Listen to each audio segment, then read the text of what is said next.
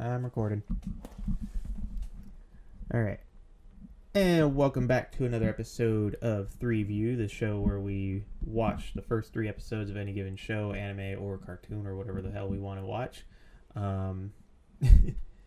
Premise of the show is that we watch the first 3 episodes, judge if it holds up, if it's an older show, or if it's any interest, if it's a newer show. I really need to fix my list. We haven't done a whole lot of new shows. Couple new shows here and there, but we've been doing a lot of older ones. My name's Ryan. We got Kevin. Hello. And we have Dwayne. Hello. Our regulars. I tried to get Patrick on for the Psycho-Pass episode, and he was like, "No, I can't make it." I'm like, "Damn it." He would have loved that episode. We'll get him for a rom-com. Don't worry about it. There we go.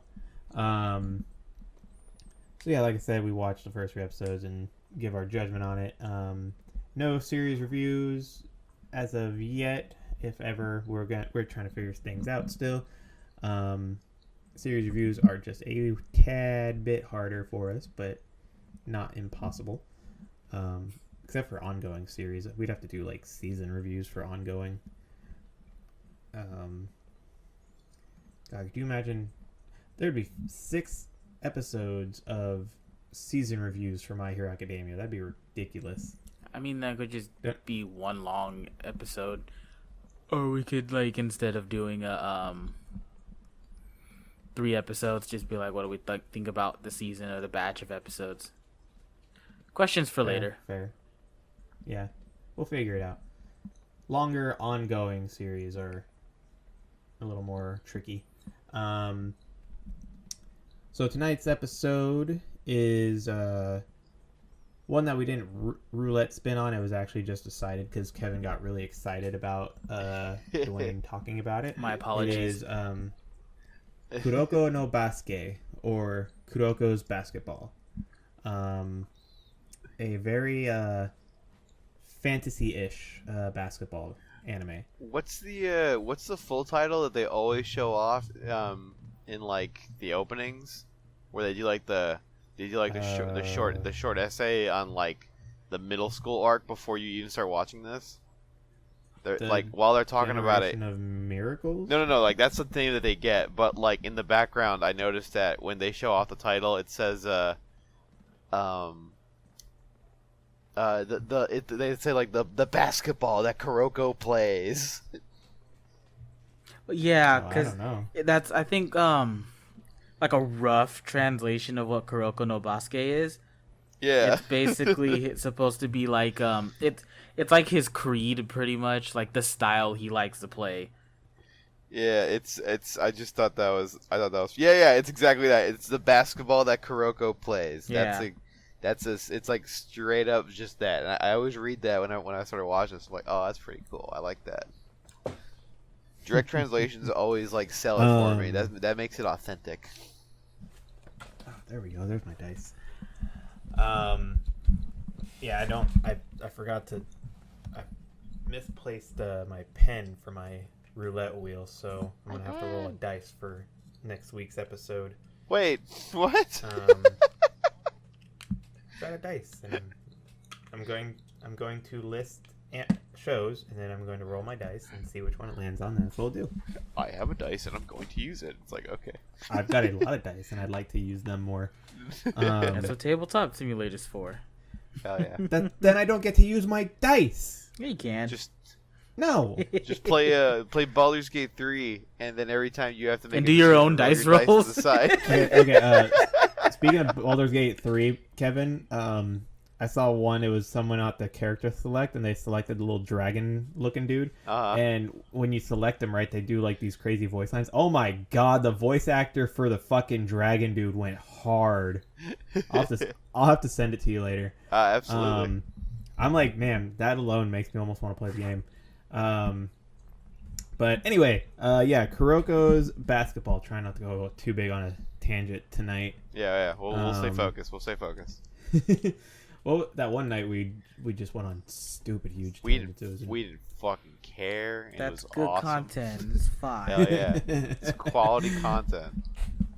So yeah, Kuroko's Basketball. That's the English name. It follows a team of basketball players from Takeo Middle School who were extremely gifted in basketball, and they were known as the generation of miracles. The Technicolor generation of miracles with all types of colorful, beautiful hair. Yeah. However, there was always the rumor of a shadow sixth member, and then dun dun dun. And we find out that who the sixth member is. It's the namesake. It's Kuroko.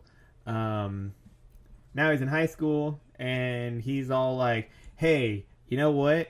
I'm gonna say fuck it to my middle school's teaching of you have to solo the game, and I'm gonna win as a team." And that's his goal for high school. Except the fact that he's like so low radar that people forget he's there when he's standing right in front of them. So good. And that's a running gag of the anime. It's we got our boy over here who nobody can see until he starts doing something, and then we got Big Humongous. Anybody remember what his name is? It is.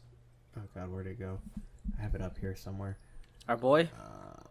Yeah, big boy. Taiga. Large lad. Oh yeah, that's right. It is Taiga. me and my girl right now are watching Toradora, and I smirked a bit when I saw that. I'm like, oh cool, that makes sense. But yeah, Taiga, freaking a student who exchanged, who was like living in the States, who now came back to Japan with the sole purpose of becoming the baddest motherfucker to ever play basketball.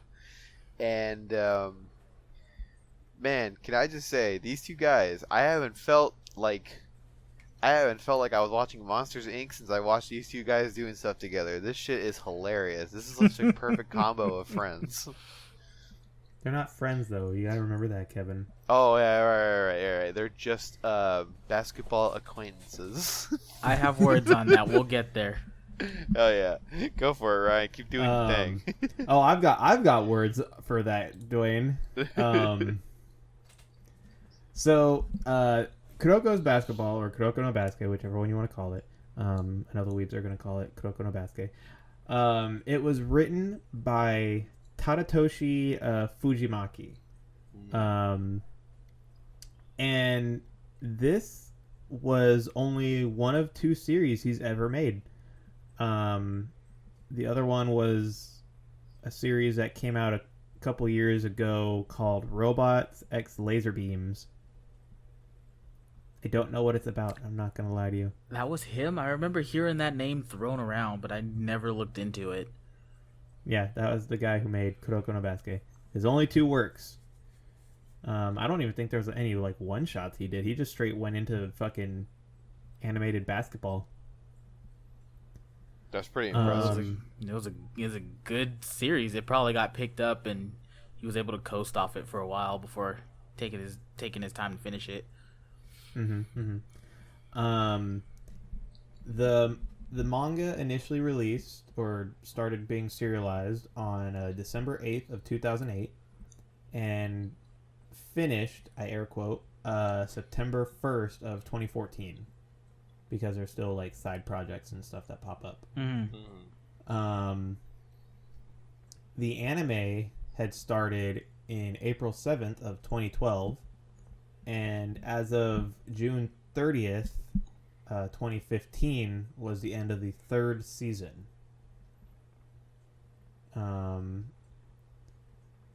There have been several spin-off manga, a 3-part film series, and a final movie that came out last year? Forget when the movie that last one came out. The anime was directed by Shunsuke Tada, and I forget what else he's not done anything. Okay. The anime was animated by Production IG, which the one that did Psychopaths, right? We talked about them not too long ago. No, that sounds wrong. I'm gonna look it up while you keep going. But yeah, so that was produced by Production IG. We've talked about them one of our episodes, so I don't really want to go too much into what we've already covered. So here's where things get interesting. I'm gonna go over this one fun fact before I get into the really big fun fact. Normally I would save introduction characters for when we go over the characters, but since Kuroko's name is in the title, we'll talk about this real quick fun fact. Kuroko's name is actually a play on his character. Because Kuroko is a term for stagehands in Japan. You know, they're essentially the green screen guys. Huh. You know, for plays and stagehands, they're the guys that wear all black, and you know, like they move people around or move things around on stage to make it look like it's moving. So yeah, that's what a Kuroko is. So like a grip. Mm-hmm. And it's also interesting because Kuro, means black or darkness and stuff.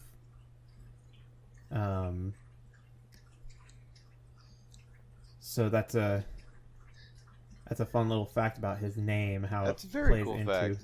I like how it plays into his little character. I like the and stuff at the end you threw in there. It's good. The what? I like when you said the and stuff.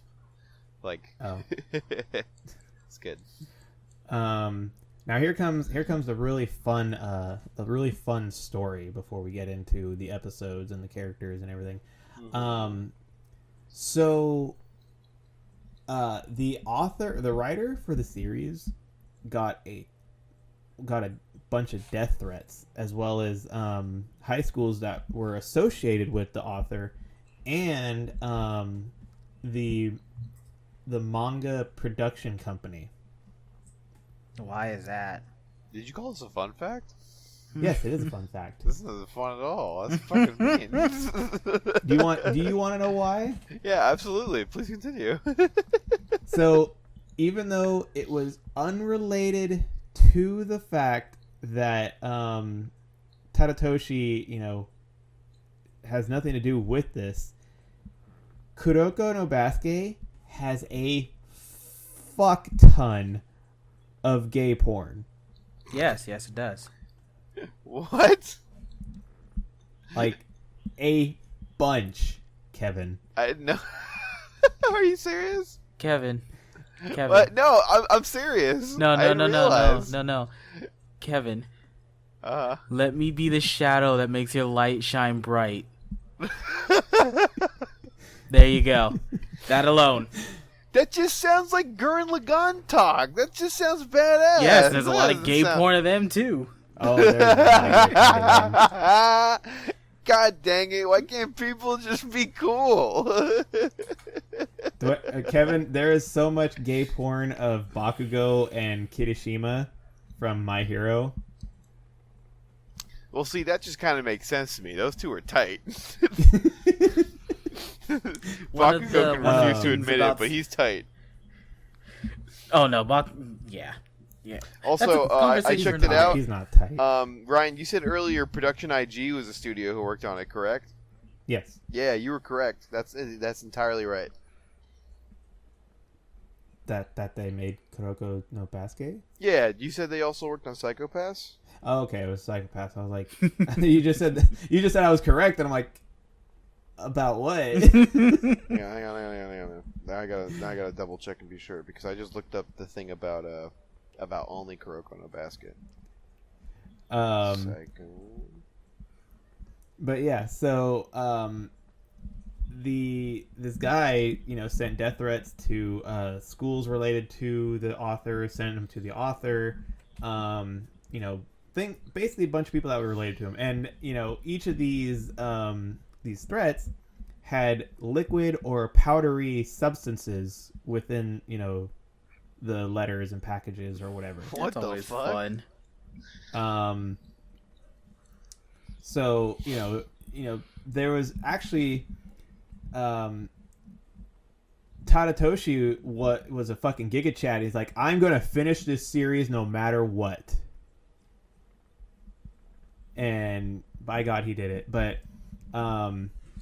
there was actually a yaoi convention, and mind you, I'm gonna go on a real side tangent here, because we were not mocking it, but we are also very open to gay people, and we support gay people. But it was just really funny that that was such a big deal and such a big revelation to Kevin that this has such a huge gay following.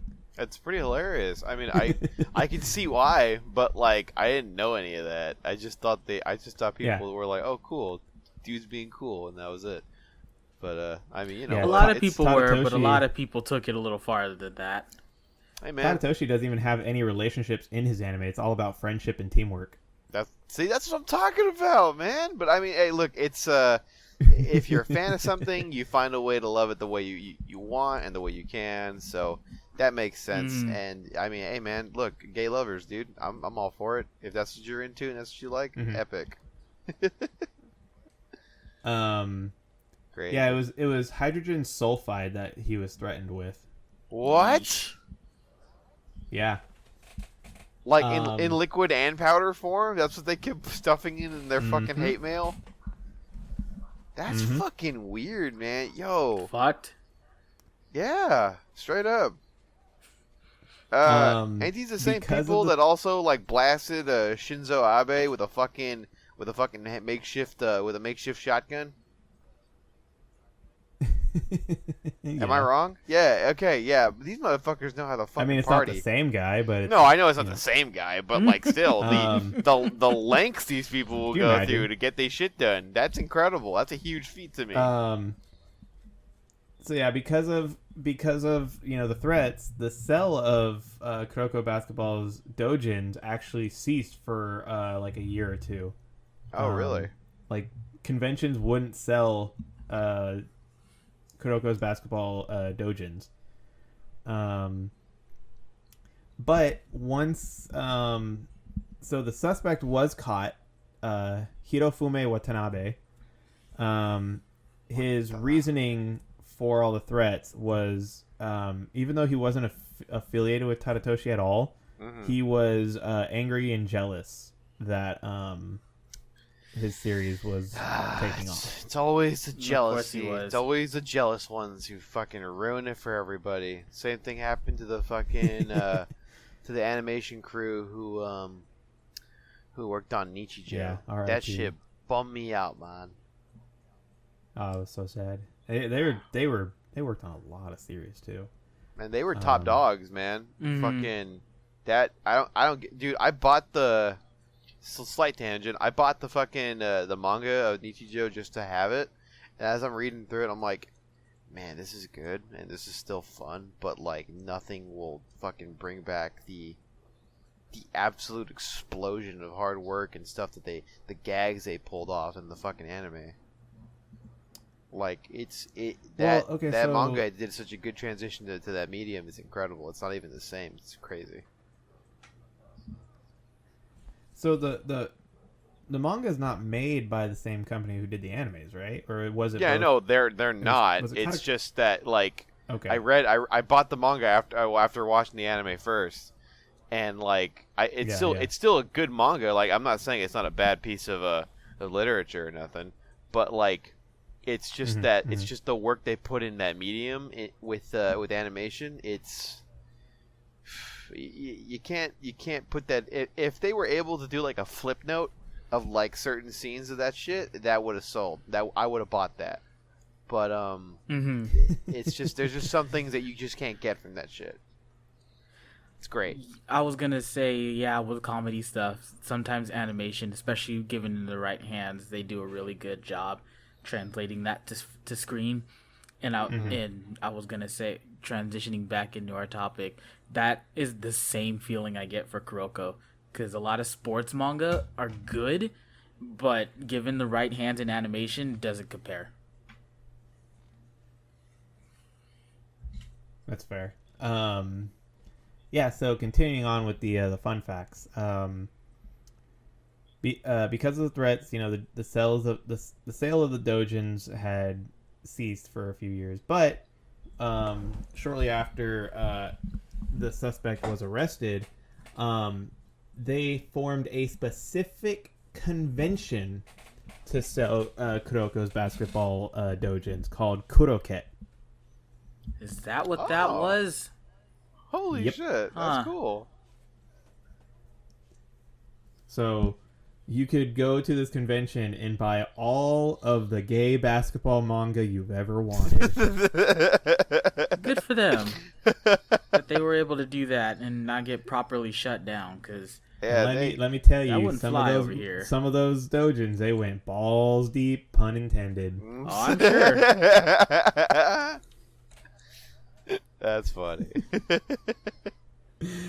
What a joyous occasion. Tadatoshi took a lot of inspiration from Slam Dunk, obviously, because Slam Dunk is pretty much like the basketball anime manga. I think it was the first one.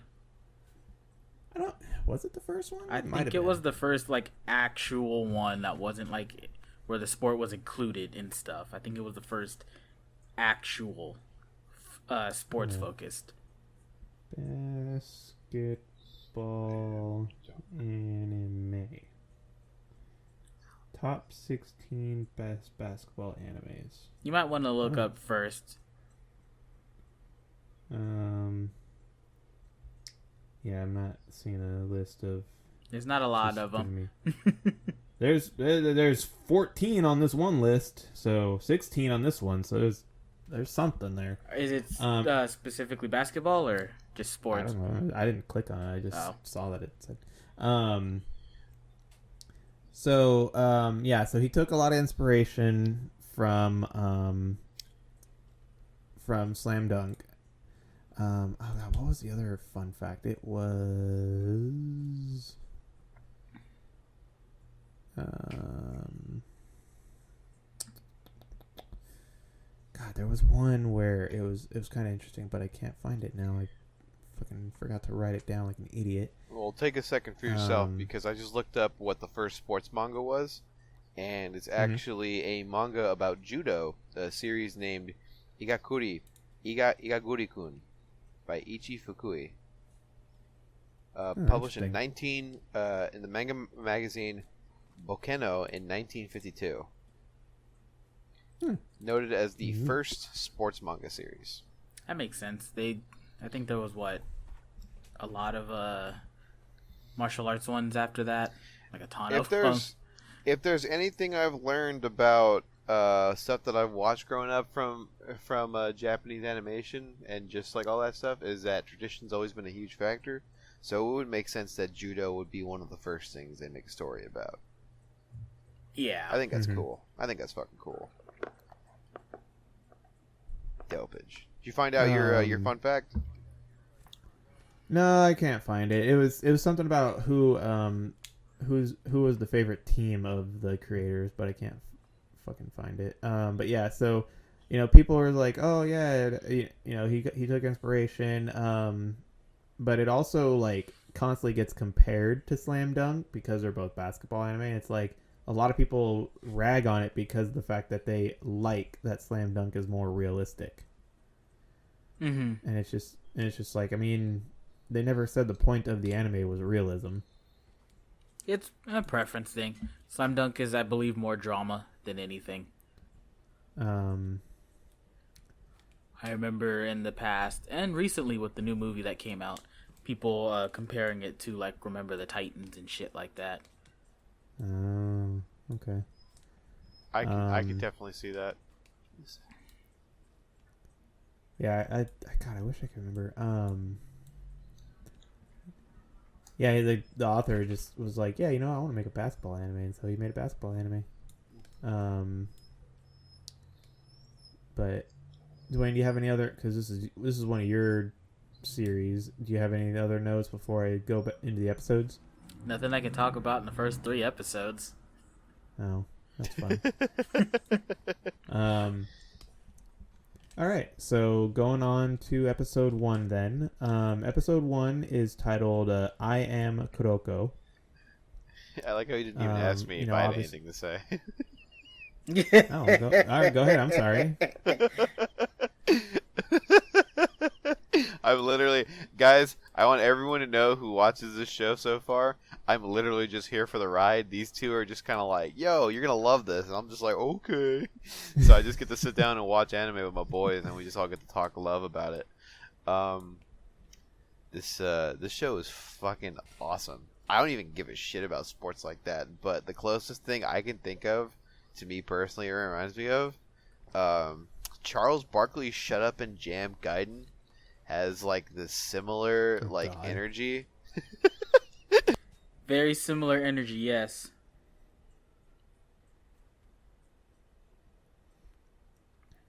Oh, balls. Uh-oh. Oh, no. We lost Kevin. Yeah, we lost Kevin. No. Oh, well, we'll give it a second.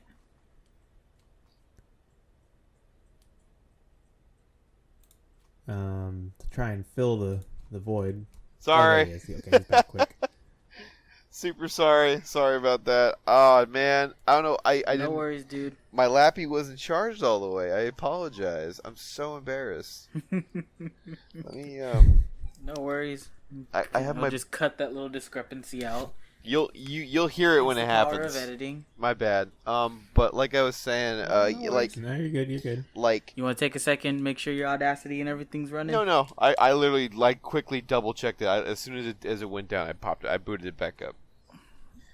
Okay. Where is my lap? Oh, there it is. Sorry. Okay. But yeah. Like, I haven't. I don't give nobody. I don't give a shit about sport ball like that. But the way how you guys explained it the other time, like, it just sounded super fun, and the only thing I could compare it to was fucking Charles Barkley Shut Up and Jam Gaiden, which is like just this the guy who developed it, it's just like a love letter to like that era of basketball. And like that's exactly what I kind of got from this, was like, oh cool, it's just going to be like just hyping up the game, making it seem like some crazy ass shit. And right from the get-go, man, this series sells that immediately. I had this. Yes, it does. I know we were only supposed to watch 3 episodes for this show, but I ain't gonna lie, man. This is the easiest show to keep watching. It is so good. Every single I'm not character. gonna lie, I actually had to stop myself going past the third episode, because I was like, I don't want to forget what the episodes were. Exactly, because I know I'm gonna just start fucking going ham on this. It is good. I'm just gonna tell you already from the cup. If you don't think you like sports anime like that, and if you think this might be a dumb one to watch, I would say at least give that first episode a shot, because this shit's pretty fucking fun. And I think that's what we mostly go into anime for, is just for a good time. Yeah, that's my shit. Go ahead, Ryan. No, it's good. So going on to the first episode. The first episode is titled "I Am Kuroko." We open up and we get that small exposition dump where we learn about the Teiko Middle School Basketball Club. Teiko Middle School basketball team, which the 5 main members were known as the Generation of Miracles. Five teenagers with attitude who fight crime. I mean they play basketball.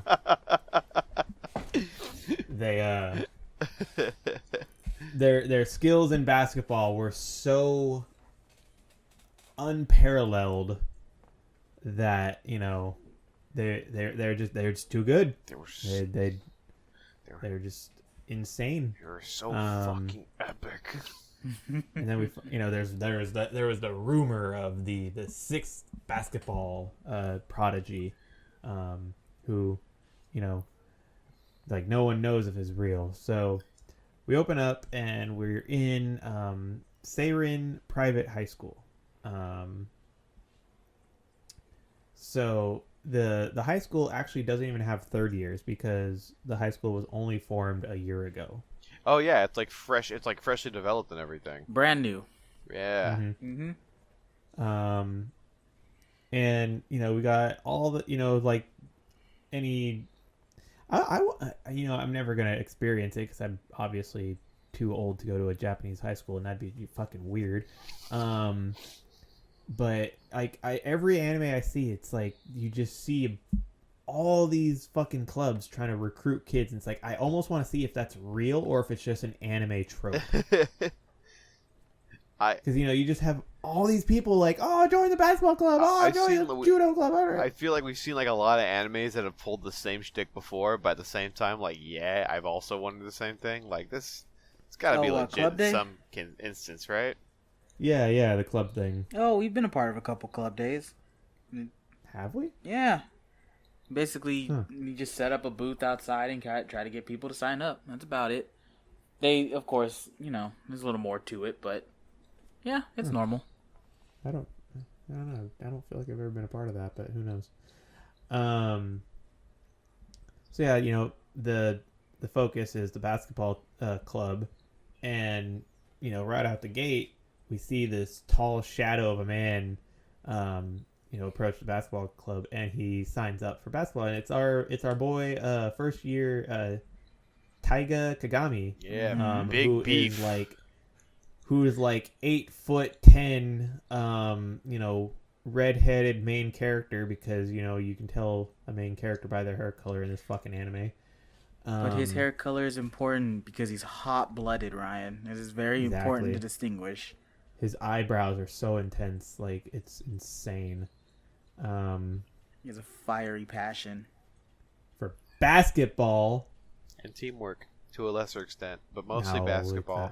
It's not teamwork; it's basketball. And he signs up, even though he's like straight up already trashing it. He's like, oh, Japanese basketball, blah, blah, blah. And so they're like, oh man, he looks like he's gonna go far. And the coach, who is actually also, she's a second year, right? Yes. Yeah. Okay. So the coach is also a second year.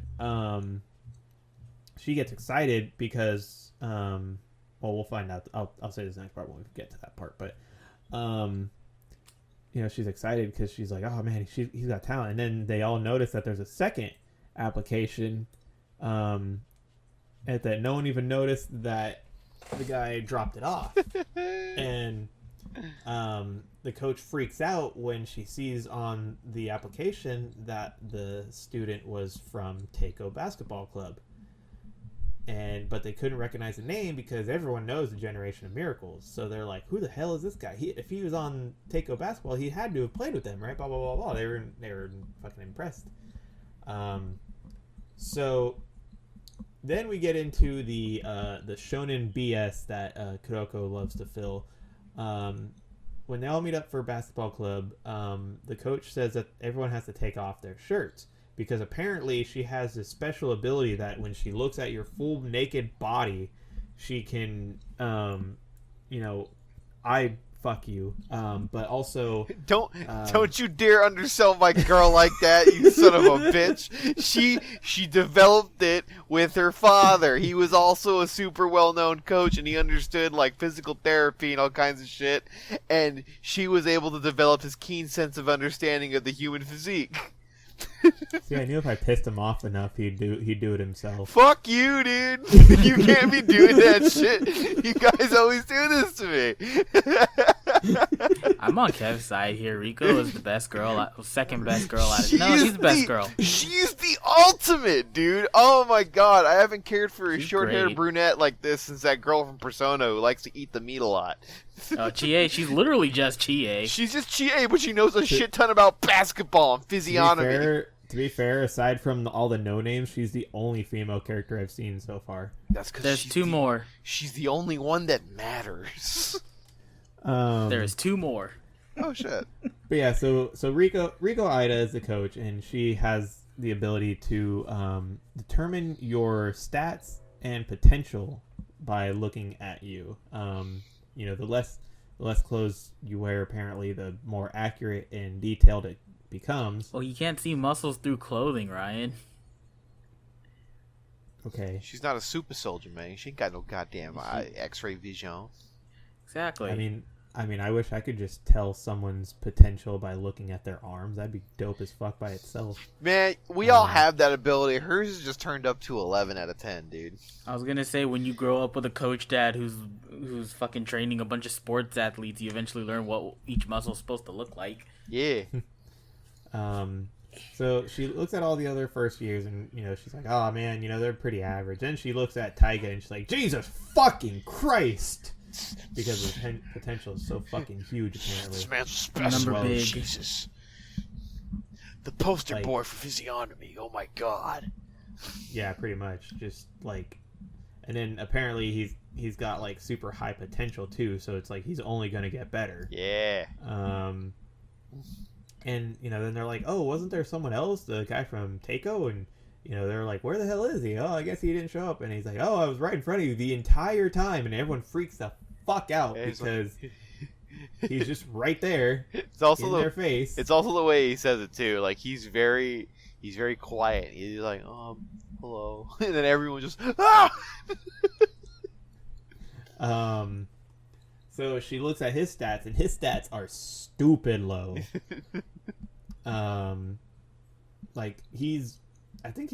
She said that he was below average, wasn't he? He is below average, yes. And then everyone's like, "There's no way someone like this played on the same team at the Generation of Miracles." Blah blah blah. And so then the whole thing with that is done. And then what is it? Kagami was at this little diner, and he sits at a table and he looks up, and Kuroko's just sitting right there and like scares the shit out of him. And they start talking about basketball, and Taiga's just not impressed with anyone else because they're like, "Oh, I'm from America and they had real basketball," and starts talking shit. And as they're leaving, Kuroko actually challenges him to a one-on-one game. And Kagami was like, "Oh man, this is gonna be exciting because I keep hearing about this Generation of Miracles." And he looked them up and all this other stuff. And he's like, "If you were on the same team, you gotta be good, right?" And he is trash. Mm-hmm. He is straight garbo, and it pisses Kagami off to no end that he doesn't even want to finish the game. He's just like, "This is stupid. You're wasting my time." Blah blah blah blah blah. And Kuroko tells him straight up, he's like, "Yeah, as of right now, you ain't shit either." And Kagami was like, "Excuse the fuck out of me." And Kuroko's like, "Yeah, you have potential, but you ain't gonna be anywhere near the Generation of Miracles as you are right now." So then they have a practice game where it was the first years against the second years, right? That's what it was. Mm-hmm. Yes. Yeah. So Kagami right out the gate is pretty much like towering over the second years. Like they actually were having a hard time with him, and they had to multi up on him to stop him. But that left open our boy Kuroko, who is insane with passes. Like he doesn't even touch the ball for more than like 2 seconds. Like he sneaks in with this misdirection psychic ability he has, snaps the ball and just launches that shit. And he curved a basketball like it was fucking wanted. Like fucking That's actually Morgan Freeman would have been impressed. That's actually a pretty good way to describe it. "Oh, Kuroko, you done moved the basketball." Angelina Jolie would have straight hit herself in the face with that basketball. Like how fast he fucking threw that shit. Like it was insane. The basketball has "goodbye" written on the side of it. Stupid. I need an edit of that. I really do. You just see in the background the basketball slow motion coming for Angelina Jolie's face and just her falling. Oh god, man, good times that movie. Game was really good, actually, too. By the way, I really need to give that a shot. So yeah, like they finally realized like Kuroko is an extremely skilled basketball player. He is just trash on one-on-one. And he specializes in passing and misdirection, and it's impressive. Like, the coach like freaked out. Like, she was like, "What the fuck?" And that the first years actually ended up winning the practice game. Yay! So then that night, Kagami's at the same diner, and same fucking thing. He goes to that same table, and Kuroko's right there, right in front of his face. And he didn't realize he was there. And so they talk more about the Generation of Miracles, and Taiga's kind of got some respect for Kuroko now. He's like, "Hey, maybe you're not such trash after all." And he asks again, like, what does his skills rank up to the Generation of Miracles? And he's like, "Yeah, right. As of right now, you ain't gonna be anything, because Kagami wants to be the best Japanese player." And Kuroko tells him that he's got a long way to go, but he decides that because of he can't individually play, but he's really good at passing and basically helping others shine, that he's going to be Kagami's shadow. And the yaoi started from there. Oh my god. Like, it's literally that meme of the girl smacking the two toys together saying "kiss." Like,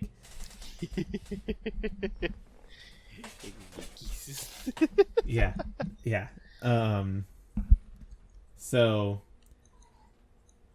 that's pretty much the first episode. I'm not gonna lie. At first, the first episode was really slow. First episode is the slowest because it's all it's the build introductions. Yeah, it's build up. The height of that episode is literally that last part where they play the game and you actually see what he's capable of. Yeah, Beef Brannigan's all like, "Ugh, fuck it, you got some moves," and he's like, and fucking Tiny Baby's just like, "Yeah, you're alright too, but you're still not as good as my friends." It's fucking stupid. That's exactly what happened, though. Am I wrong? No, it is. Yeah, because it's supposed to. If I remember correctly, this encompassed, I think, like the first 3 or 4 chapters, which is all set up. It's basically, hey, here's our setting, here are our characters, here's our team, and if Kuroko's able to do this despite not being able to play solo, then the rest of the team must be fucking crazy because everyone remembers them, but no one remembers him, and he was this good. Yeah, the Phantom Commander of the fucking Psycho middle school team. Aren't there? I have to remember this correctly. What didn't they say during that in the basketball club of Psycho? Wasn't there like 100 like members, and those guys were top dog out of all of them? Something like that. They had a big turnout because a lot of people wanted to be a lot of kids wanted to be associated with them. Yeah. But those 6 were always starting. Kuroko played in every game because he helps pass, but they swap out each teammate whenever. Yeah, I don't remember them.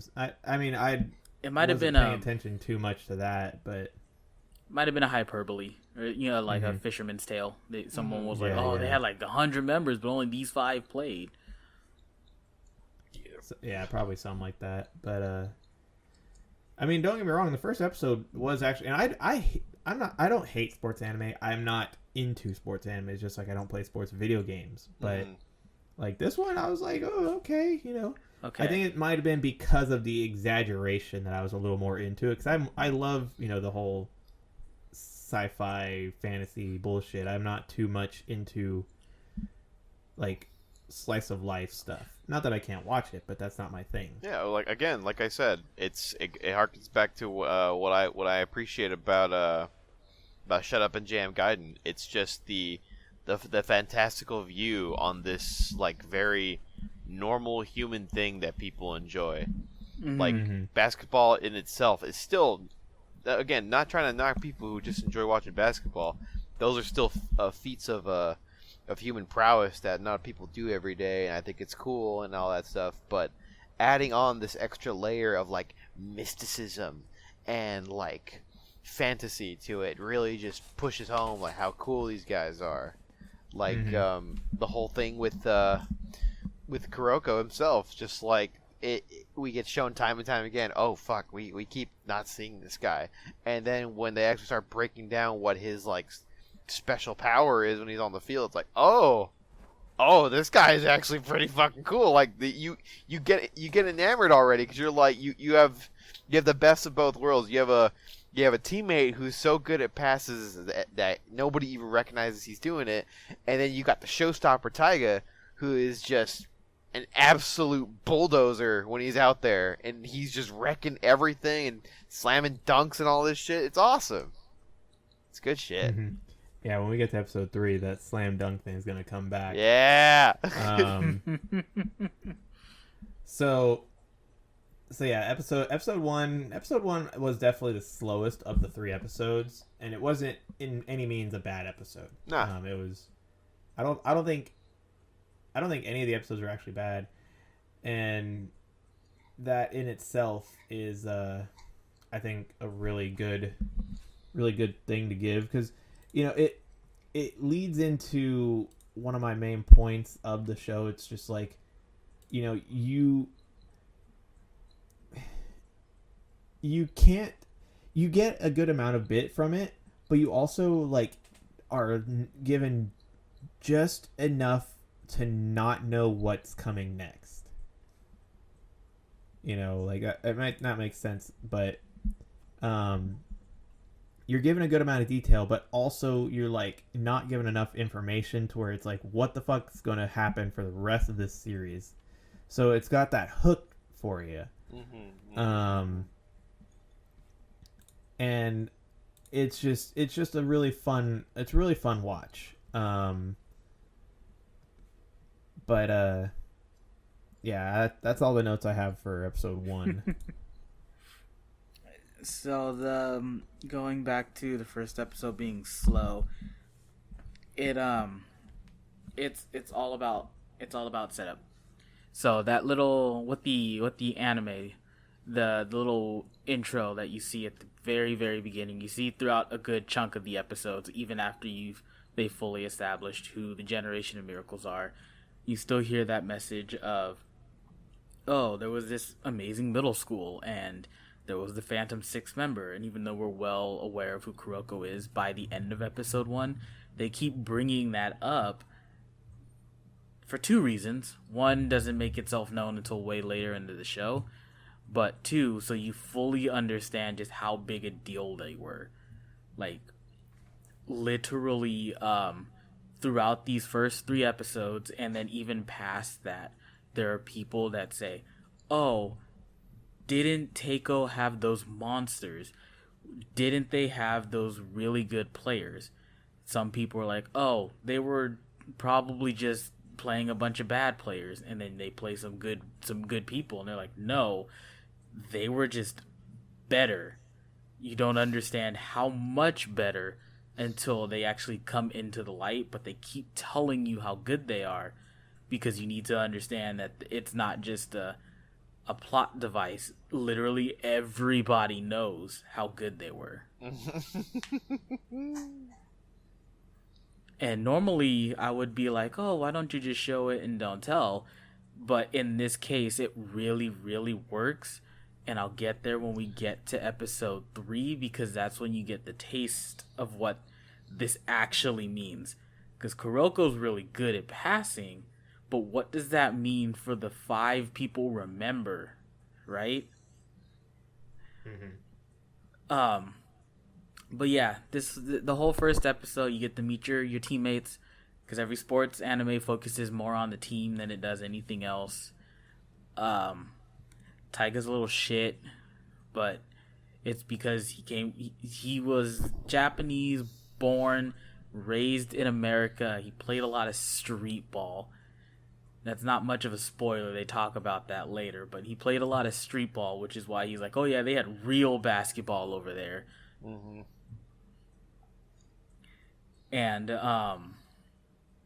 the second years are also fun cast. They all have their own little quirks, and they come to light a little more later on as well.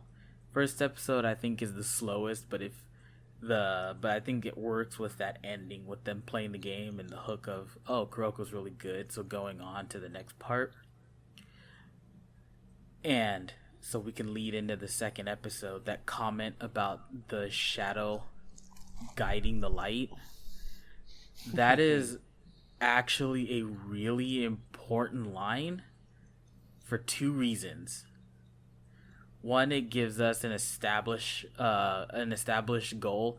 It tells us what our two main characters are going to work towards, because Kuroko and Taiga are clearly the focus, not just because of their design, but they're clearly the focus of most of the development that's going to come out of this show. But that line is a double-edged sword that comes into play when they meet the first and then the third generation of Miracle members. Interesting. Mm-hmm.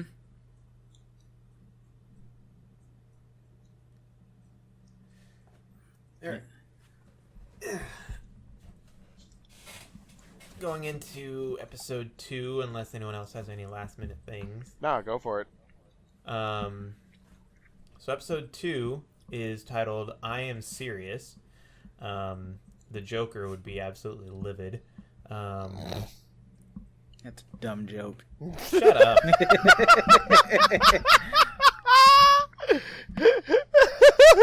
No, don't do that to our boy, man.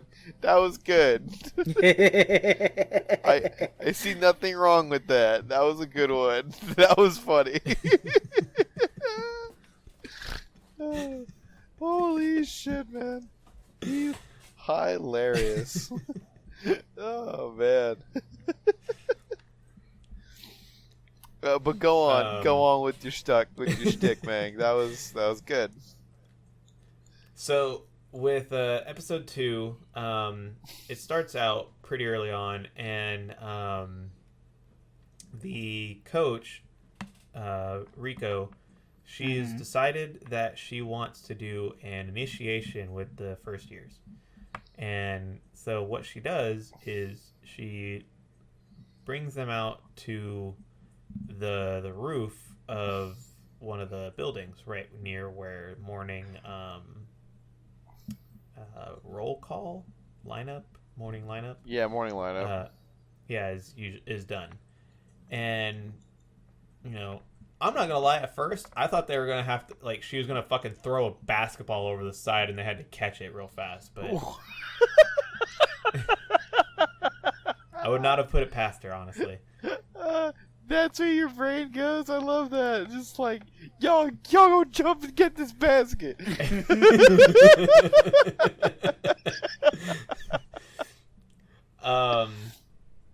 So she says that the thing that they have to do is they have to announce their goals to the morning lineup from the roof, and they have to do it before the teachers stop them. And some of them are embarrassed, but Taiga was like straight up like, "Ha, that's it, okay," and totally just jumps up on the railing, and I would have laughed my ass off if he slipped. If they did that little if they did that comedic bit where he like slips and someone has to grab him real fast, I'd have laughed my ass off. I got physically fucking scared. I got ill when I saw him do that shit. I was like, hey. Yeah, so he just jumps up there like no fucking hands. He just straight up dunks on the railing, and he's like, "Oh, I'm gonna be the best Japanese player in the world." And it was pretty simple, and coach is like, "Oh yeah, that's a great one." And then one of the guys asks, like, "Can I say I want a girlfriend?" And she slaps him. So one guy, I'm not gonna lie, I got like secondhand embarrassment because the one guy just started going on a big tangent about like that his was whole life. So his whole fucking life. Fucking funny. Oh my god, that was hilarious. Then the second guy was did somewhat similar but not as long. of an explanation of what he's wanting. The third guy that was like asking about if he could ask for a girlfriend, basically extended it, but basically said that he was looking for a girlfriend, and coach accepted it. And then right before our boy Kuroko was able to go, that's when the teacher showed up, and he pulled out a fucking megaphone. Like he's like, I don't have a loud voice, so I'm gonna pull out a megaphone out of fucking thin air. My boy talks quietly. Well, it's because nobody noticed him leaving and then coming back with the megaphone. Was that in the background? I'm not even gonna lie, I didn't notice it. He straight up was just like, "Hey, I just got this, and can I use this?" And they're like, "Where the fuck did you get that from?"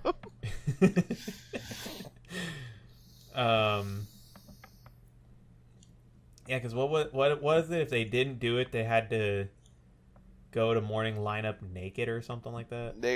I don't think she was gonna put them in the games, and like she wasn't gonna like allow them to like actually join up, right? No, so this is what it is. You have to because she's very big on this. Comes back later on, and the reason why she's very big on commitment. If you want to join the club, you have to be willing to play, and you have to be willing to want to win. You can't just be like, oh, I want to do my best and have fun. No, you have to have a very clear, straightforward goal, which is what that ritual is supposed to be. It's supposed to be a way to resolve it.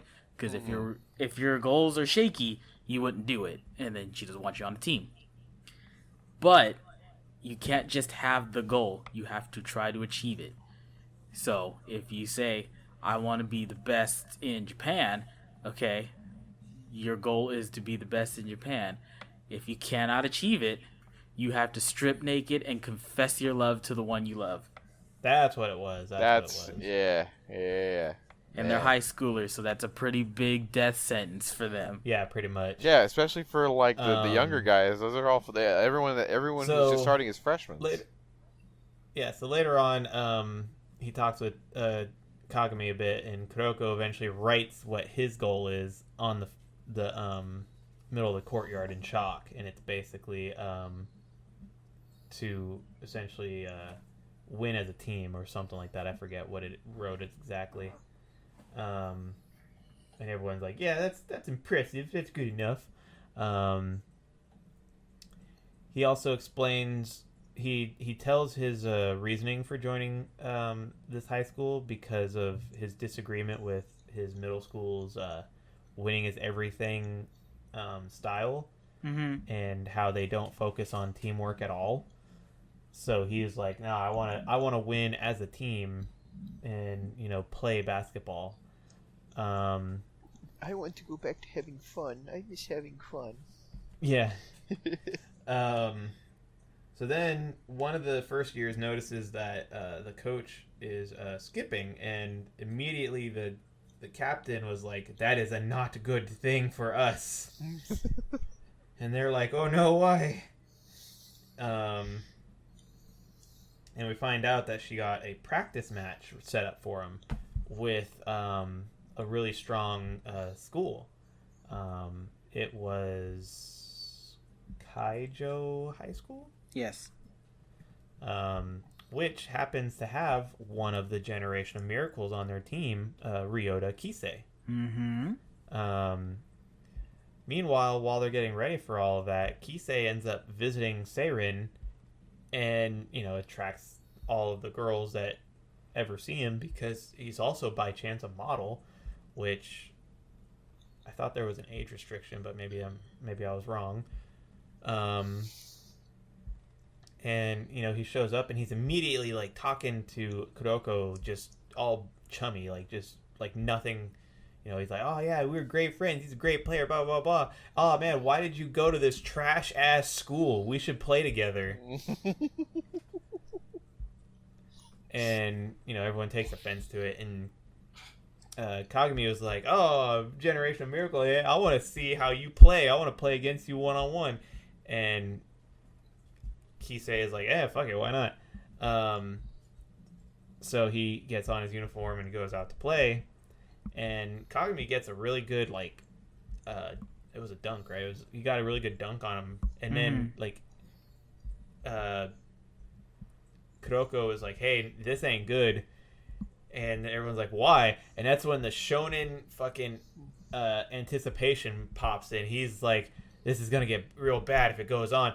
And Kisei immediately does the same dunk, but with more power. And that's when we find out his ability is to literally copy any move he's seen and make it stronger. He's a Mega Man. It's incredible, and I love it. It's just like, Jesus fucking Christ.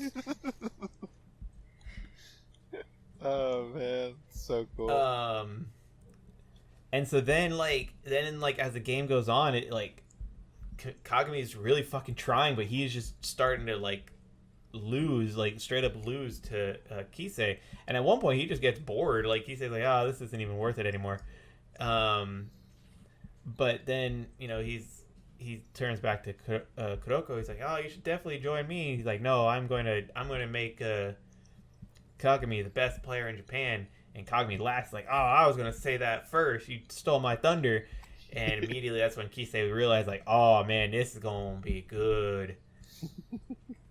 Then he takes off and they get ready for their match the next day, which is in episode 3. Episode 2 was actually a pretty simple explanation, but I think it was.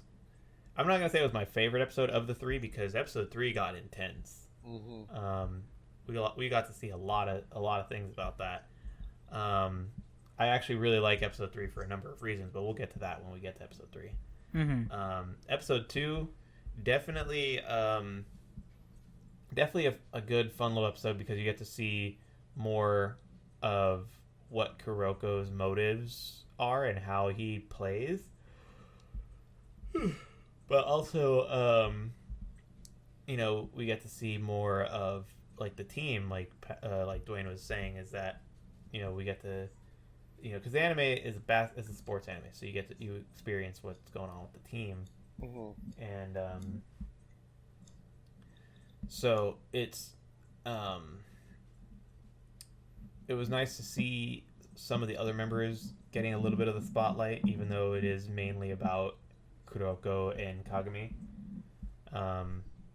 You get to see some of their goofy personalities. You get to see how Riko takes coaching very seriously, like when she was up all night getting that whole thing prepared.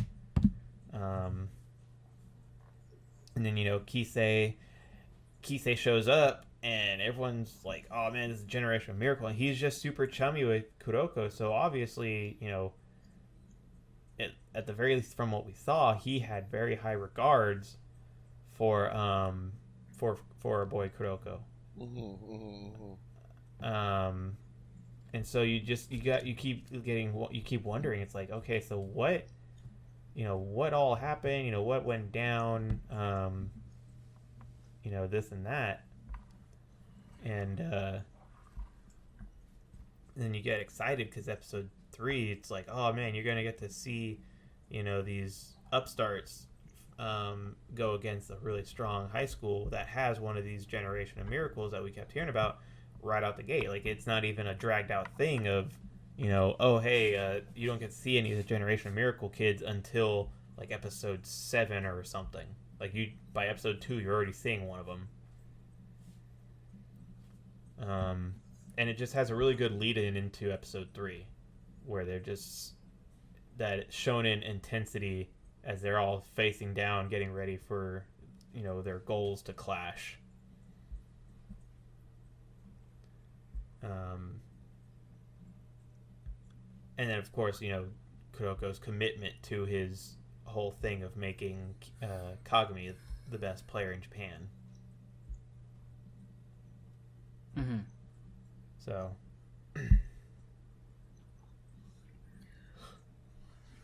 with episode 2, it does give us more character interactions, and it shows us a little bit how they prep for games. And the practice matches just kind of to speed things along, just to show you what the stakes are in terms of the goal. And so everyone, because they're so new, they're considered mostly unknown. They played some pretty good games in the last year, but for the most part, all eyes are on the Generation of Miracles and a couple of other schools because they're known for being really strong anyway. This with like you said, Ryan, it showcases Rico a little bit more on her coaching style and how she takes things extremely seriously, especially because I believe every single game that they go through in the future, all of the coaches are like actual men teachers, like they're faculty, while she is their coach, while everyone thinks she's just the advisor, or the helper. The what do they call that? The assistant? I forget. There's a Manager. specific term, and I forget. But she's very big on sports because of her dad, and this is one of those things that showcases that, where if she could pull out potential, she'll do the best she can. She looks at regimens. She thinks of you see more of it past episode 3, but you get the inklings and the seeds are being sown of it, where she's thinking about what's the best way to utilize them. And the practice match is her way of being like, hey, we can show this school that we're worth taking seriously, and she can see how the team works together so she can pull out that potential later. Yeah. The problem with the matches and everything is just because of their length. When we get to episode 3, I'll talk more on it. But they give you little sprinkles and inklings of it because they want they want as much of the match to be shown in the next episode, which is why episode 3 is the most action packed. Definitely. Out of the 3 that we got to watch for this series, episode 3 really sells it. Like, you get a lot of good stuff out of like the openings of like the initial, like, just the trial match they do, just to see where everyone's at and what they're capable of. But this one gets you on the edge of your seat. This shit is good. Mm-hmm.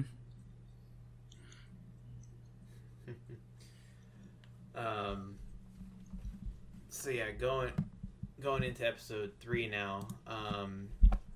Episode 3 is it's better if I can't win. So it immediately starts off where episode 2 left off. The Seiren team is heading towards Kaiju, and they noticed that half of the court is blocked off by a net, and that, you know, these other kids are just still like playing or practicing basketball. And they're like, well, what the hell is this? And the coach is like, oh yeah, you know, you guys are some no-name nothing school, so, you know, there's no need to pull out the big court because I don't want to waste my practice time on you guys. And, you know, then they're like, well, you know, what about Kisei? And then he's like, yeah, you know, he's not gonna play because he's like one of our best players, so it's pointless to tire him out on this worthless practice match. And everyone gets fucking pissed. They're like, oh, okay, we're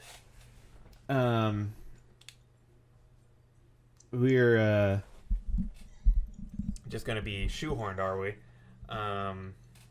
So, you know, immediately when they start the practice match, even the other normal players are like trash talking. They're like, oh yeah, whatever, we don't even want to do this, but you know, we have to because we agreed to it, blah blah blah blah. Mm-hmm. And the coach has just not even like taken this seriously, so he regrets that very quickly. Oh yeah. Because our boy Kagami just comes in with the fucking super slam, breaks the ever living fuck out of the hoop, like rips the rim right off of the fucking piece. And Because the bolt was rusted. yeah, and the coach was just like Fuming. angry that they scored on him so easily. And so they had they pull out the fancy hoops, and Kisei gets to be on the field, and it's just right then and there you're just like, okay, so we're in for some intense basketball. Oh yeah. The real shit starts now. Yeah.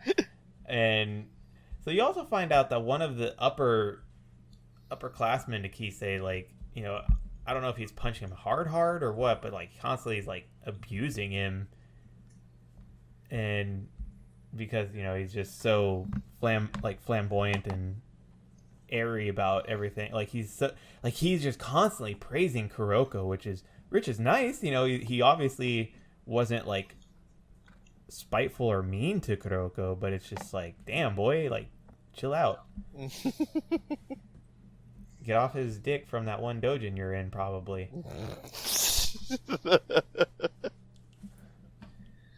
We're gonna go back to that quite a bit. And it's just it's just like you start seeing like, oh man, it's getting tense. So the game really starts, like they're using the full court, everyone's coming to watch, they're scoring back and forth, right? Is that my phone? That is my phone. My Snorlax alarm is telling me to go to bed soon, and I'm not gonna listen. And so the game just keeps going, and Kuroko is just doing all these passes, and Taiga is slam dunking, and Kisei is just getting more and more amped up because his whole thing is the more he sees, the more he amplifies. So if you try to one up him from his one up, he one ups more, and it's just like, chill, my guy, down. God damn, slow your basketball having ass up. And at one point, Kuroko is like, "Hey, we need to call a timeout. We need to have Kagami like cool off, or else we're gonna be in real trouble." So they call a timeout, and Kuroko starts explaining how Kisei, how his ability works is like, the more you get fired up, the more he gets fired up, and he just keeps amplifying it. It's like a fucking God, I had the term and I lost it. But he just keeps one upping every, like if you one up him, he'll one up you. So it's like he doubled up. Mm-hmm. And so he's like, hey, we have to play this way, but there's a problem. And then reverse side is Kisei is explaining how they're gonna win because, well, yes, Kuroko is very good at his passing and his misdirection. He is still like pretty below average, and his stamina is not that good. Plus, as people get used to more and more of his misdirection, the more he plays,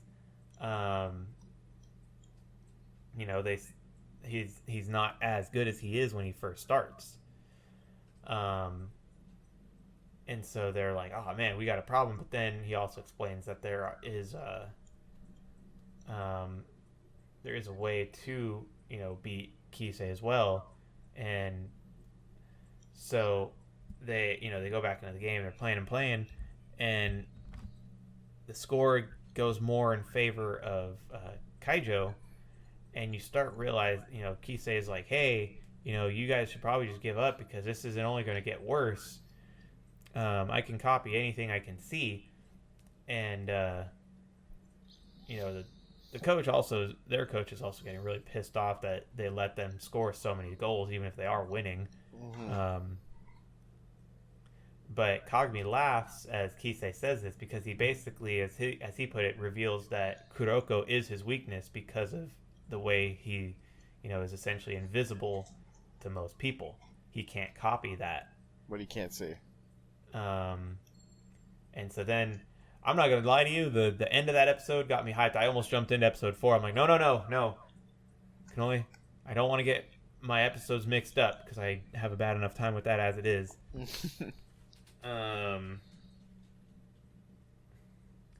So they that the episode ends with the face off, and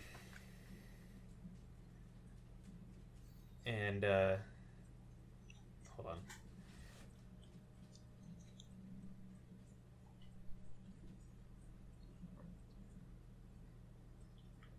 All right, sorry about that. No, you're good. Yeah, I just had to text something. So yeah, as they face off, the credits roll, and I was actually a little mad that the credits roll. Like I haven't felt anger at credits for a good little minute. It's a good bad feeling because you get angry, you're like fuck these credits. A good bad feeling. I like that. It's good. Good way to describe it. I know that feeling.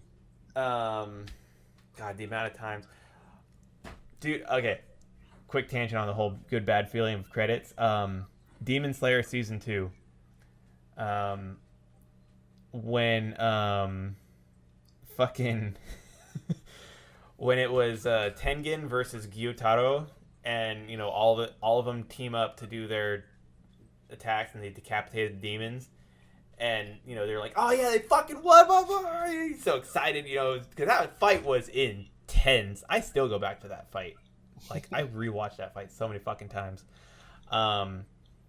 And then, like, you see Tanjiro breathing heavy. He's, like, freaking out. You're like, oh, I gotta control the process. And you see Tengen, like, oh, you gotta run. I'm like, what he's gotta run from? And then fucking Gyataro blows up into blades. And you just see the entire entertainment district just decimated. And it's just silence for, like, a whole minute. And then the credits start rolling. I was like, you motherfucker! That is how you build suspense, my friend. Oh my keep them God! wanting more. Like, people talking mad shit on Demon Slayer, you don't know what fun is. Like, it is strong statement, but I have to agree. I that didn't even show know is- people were talking shit. that show is so fun. Maybe it's not the most original story, but I don't care. But anyway, yeah, so it was definitely not to that intensity, but it's a good feeling when you hate seeing the credits pop up. You're like, motherfucker, just keep going. Keep playing basketball. The last time I felt like that, I was like 9 years old watching Michael Jordan. You motherfuckers, keep playing basketball. Truer words have never been spoken, man. Like, straight up, Kuroko no Basket, man, is so fucking good. Fucking swell ass time, this show.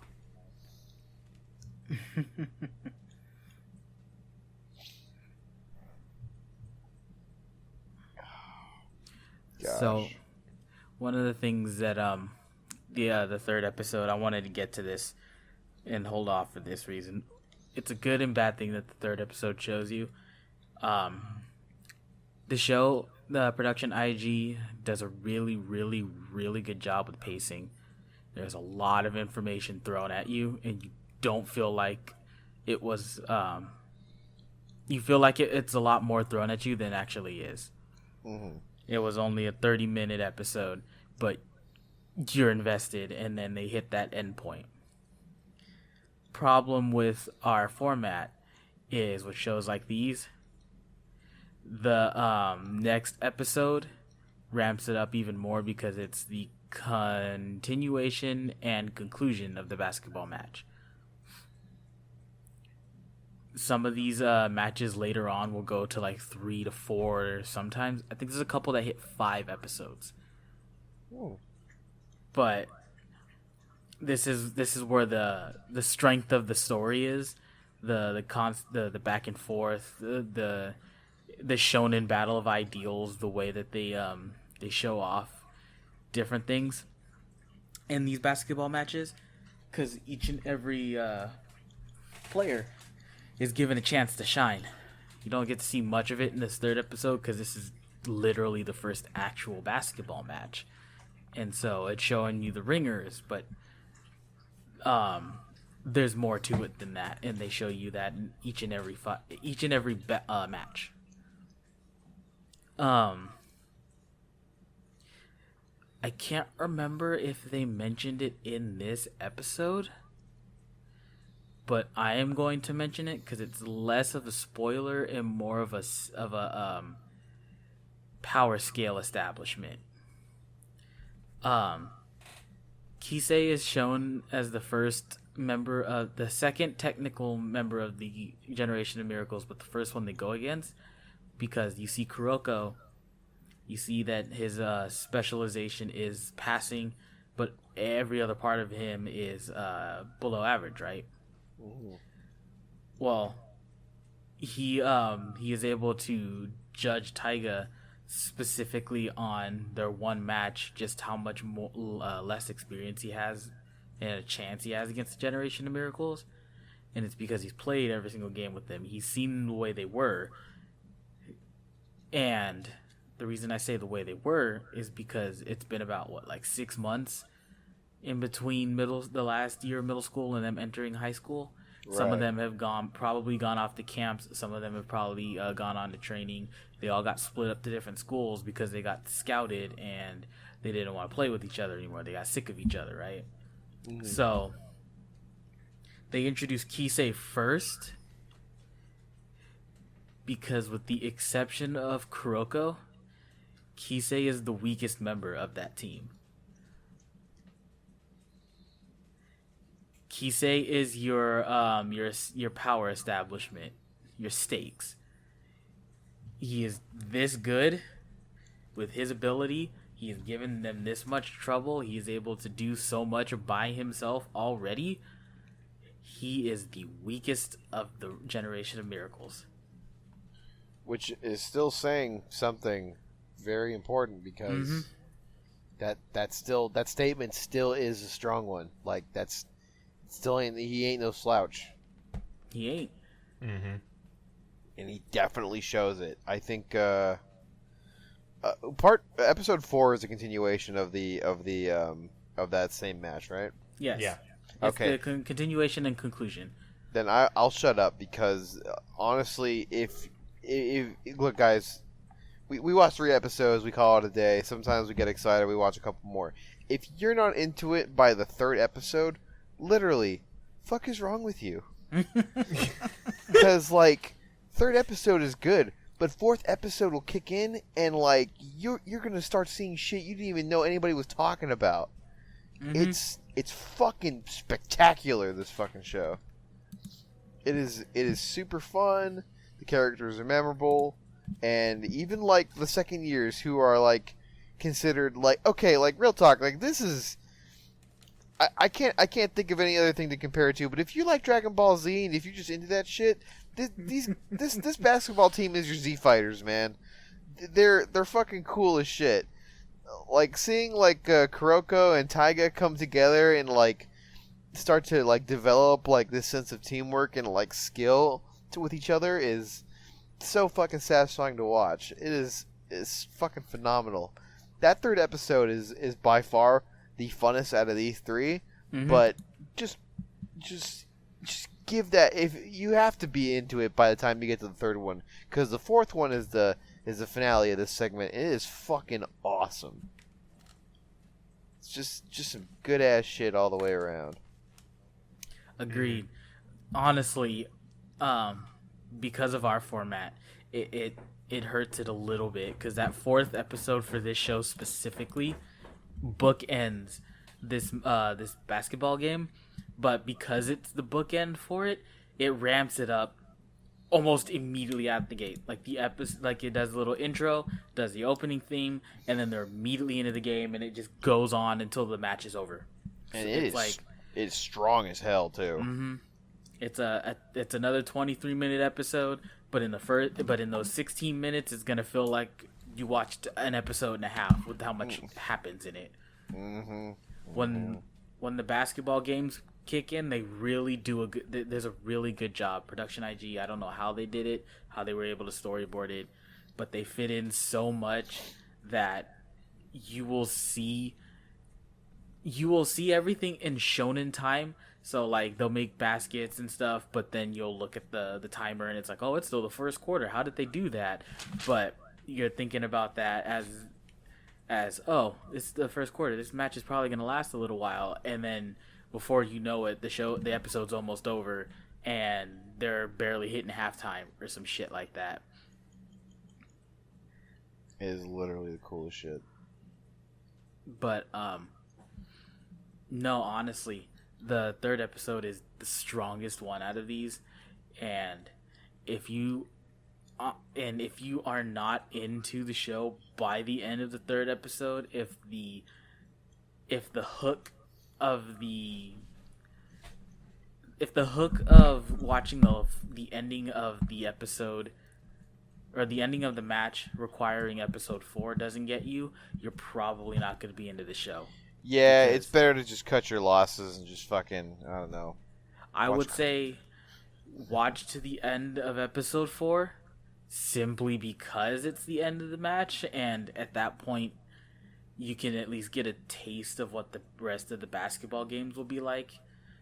But if you're not into it by episode 3, you're not going to be into the show, because the first 3 episodes are the best example of how the show will play out. Man, go watch a Yu-Gi-Oh! Or a Kirby or something. I don't know, dude. Kirby's good. Kirby's good choice. But like, yeah, I mean, this is solid. This is probably, I think, guys, I gotta say, really happy that we just said fuck it, we're gonna watch Kuroko no Basketball next, because this is a fun one. This was everything that I hoped it would be, and it was spectacular. So thanks for taking the time to be like, yeah, we'll watch this one. It's cool. It's real fun. You haven't gotten anywhere yet, Kev. I know. I'm gonna definitely sit down and enjoy it. It's fucking awesome. I have talked about it before, but there are moments later on, especially when they meet the third member that gets introduced to you. He is a piece of shit. Oh no. But he is the most important one of the members. But no, going back into the episode, Kisei's copy ability.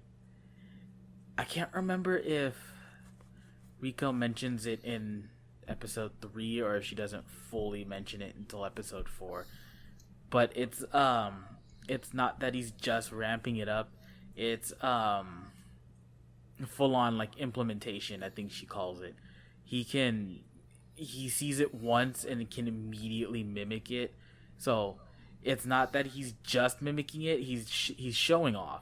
So every time, like they were saying, every time Kagami jumps in and Taiga jumps in and he's going harder to try to show off, well, Kisei's like, I can fucking do it too. I'll just show off and do it too. So fucking cool. But there's not really much.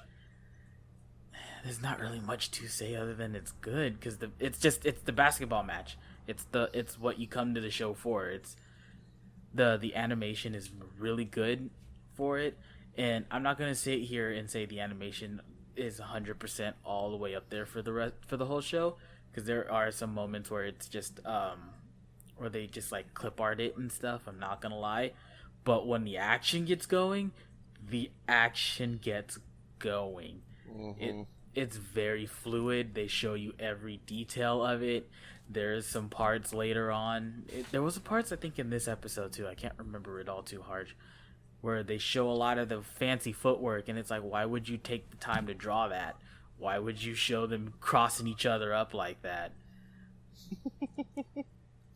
I gotta say, like, from the get-go, watching Kuroko just like do his like one hand single shot passes is like the coolest fucking move in the world to me. Have any of you guys actually played like just regular ass basketball, just off the cuff? Yes, actually. Yeah, I have. So here, fun fact: every recess period up until middle school, when they stopped giving us recess, I played basketball. Literally every single recess. Fucking when I was a lot younger, my parents got me into the YMCA, and Oh yeah. yeah. Just find something to do in the summertime. Get out of the house. Don't play video games all the goddamn time. And it was cool. But like, just getting to be in like a team environment like that. 'Cause, I never did like any big team stuff like that. Nothing school related or even after. But just getting to be in like that teamwork environment while actually out there on the, on the court, and watching all this happen is like, oh cool, this does feel like this again. But like watching Kuroko, like like imagine, dude, like you're just doing your fucking thing. You're playing like a 3-on-3, and one of your teammates just fucking does one-handed single shot, no look passes, like it's fucking nothing. It's like, Right. dude, this is a fucking savant. So cool. Dude. Just you wait. That's all I gotta say. If you enjoy that stuff, hit episode 3 and you're really into it, just you wait. There is much more to come with this show. It's fucking great. I would be down for a spoiler cast if you guys ever finish this one. Oh, I got some shit. We could talk for a while about what's coming. I just can't say anything because it's not gonna make sense when I say it, but it's gonna also spoil a bunch of shit. We'll get there when we get there. Just to wrap it up, because this is actually pulling up to be a longer episode than I realized. Not to wrap up, but because we still got a little bit to go over. I do need to start getting ready to head out, so I think we'll just go to the main 2 voice actors or characters. We won't do our normal 3. So with Tetsuya Kuroko, his Japanese voice actor is Kensho Ono. So some of the roles that he's done, he's actually, it's funny, he's actually the Japanese dub of Miles Morales from Across the Spider-Verse. Oh shit! Interesting. Very 2 is- different characters. He is also Yuya Sakaki from Yu-Gi-Oh! Fucking the one that had the multiple dimensions that introduced Pendulum. Oh, RV. Yeah. What the fuck did you just say to me? Oh, that's a conversation Kevin, for later. that's But a ArcV whole was ass conversation. long story short. ArcV was the celebration one, and every version of the cards, fusion, synchro, etc., had its own universe, and it basically just correlated to the older shows. Oh, that's pretty cool. He was. Let's see. So yeah, he was Yuya. He was Yuri Breyer from Spy Family. That's the brother. Kevin, you want to guess who else he was? No. I'm probably gonna fumble it, so go ahead. He Dude. is Giorno Giovanna. Oh, from shut JoJo's up! Bizarre Adventure. No fucking Very different way. characters. Okay, Homeboy's got range. I'll say. Yeah, he's quite a few different characters. Dwayne, you watched Dr. Stone, right? I have, yes. He's Ukyo Saionji, the archer kid. I can hear it. That makes sense. Yeah, he's a lot of repeats. Ew, I don't know who that character is. Oh, he's that character from Bungo Stray Dogs. He's the angsty black-haired one, Ryunosuke. He's Shikadai Nara from Boruto. That's Shikamaru's son. Mm-hmm. And it's now it's starting to repeat a lot of his older ones. So yeah, those are some of his more prominent roles. I'm trying to find one more. Kuroko. So yeah, he definitely didn't start with Kuroko, but he's been around for a minute. Mm-hmm. Looks like Kuroko was his first like main character though. 'Cause I don't. Oh, he played Andy in the Japanese dub of Toy Story 3. Fun fact. Huh. That is definitely the funnest fact tonight. That's hilarious. That's awesome. It's quite the pull. Yeah. He played Vaughn in Dissidia 012 Final Fantasy. Oh, duodecim? Neat. Yeah, and then he's just been a lot of minor characters. His English dub is Koi Dao. Mm-hmm. I don't know how to pronounce his name. Some of the characters that he voiced are Kagetsu from Fire Emblem Engage. That's one of the follower dudes to Princess Ivy. He played... Oh, he voices Tetsuya and the dog in a later episode. He voiced Muscle Mice! That's Love it. stupid. No. Muscle mice are dumb. No, fuck you, you're dumb.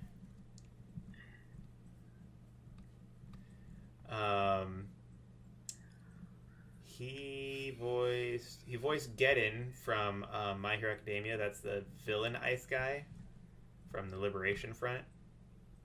Oh, okay. He voices Rei Kiriyama from March Comes In Like a Lion. Don't know that one. Yeah, I'm not too familiar with that one, but he looks like a main character. Guy Ogata from Sword Guy, the animation. Have yet to see that one. Yeah, I've kind of been putting it off. Oh, he was Yuli from Sirius the Jaeger. That was a good anime.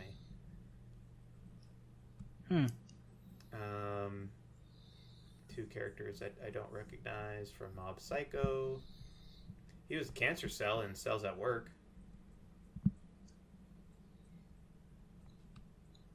Very cool.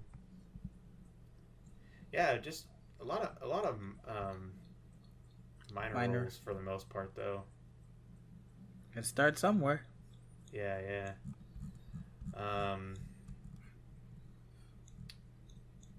Interesting. So that.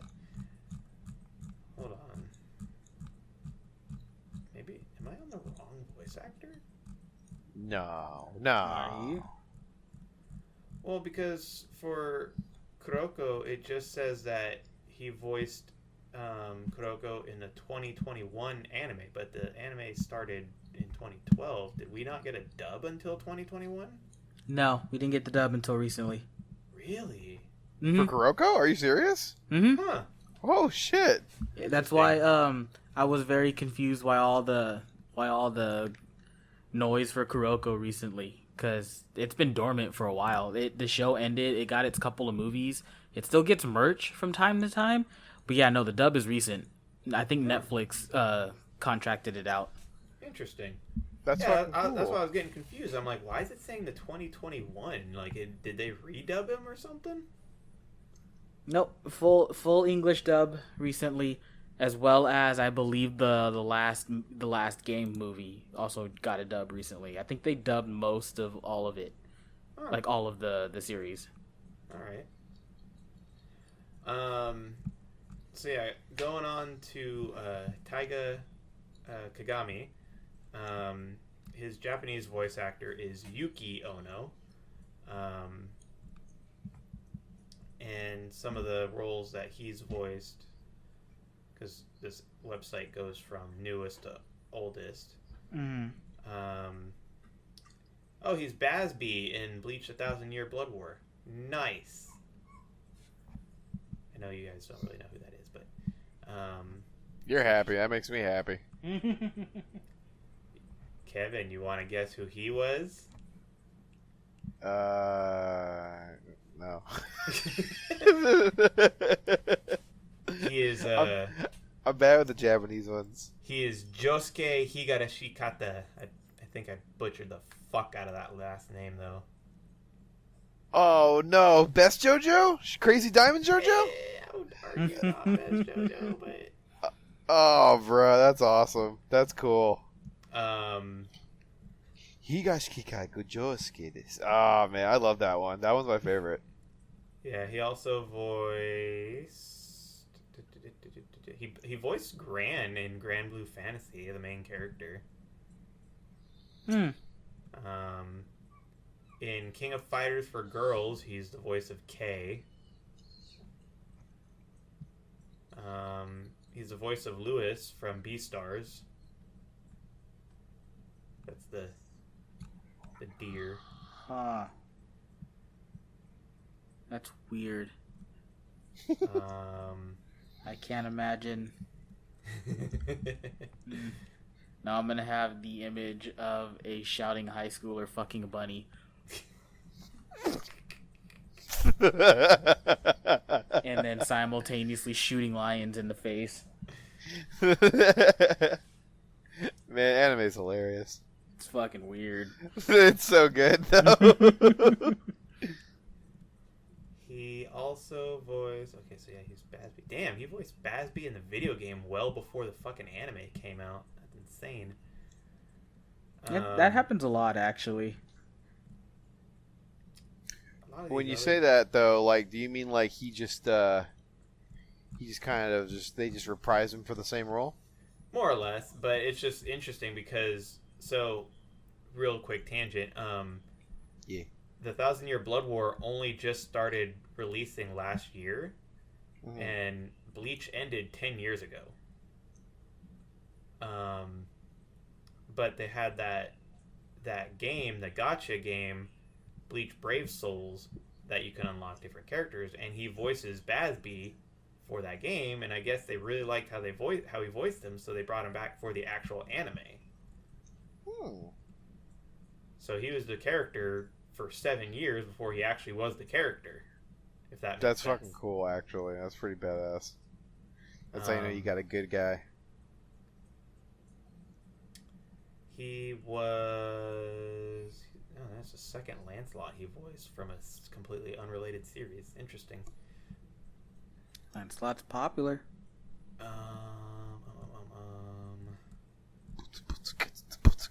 Oh, I'm sorry. We're still recording. I should beatbox. He's just a lot of minor roles. That's the thing. Like he's one of the villains from one of the Yu-Gi-Oh 5D seasons.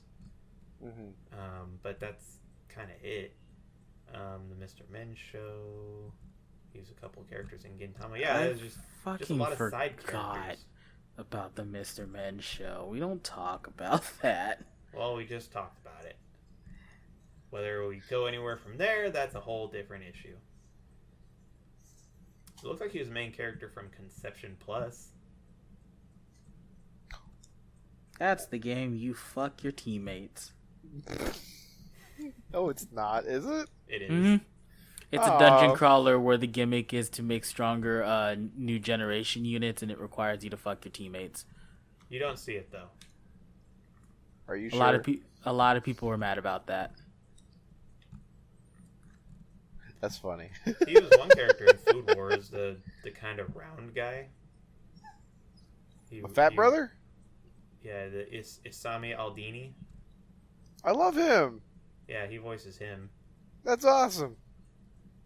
Man, we should watch Food Wars next. That's a good show.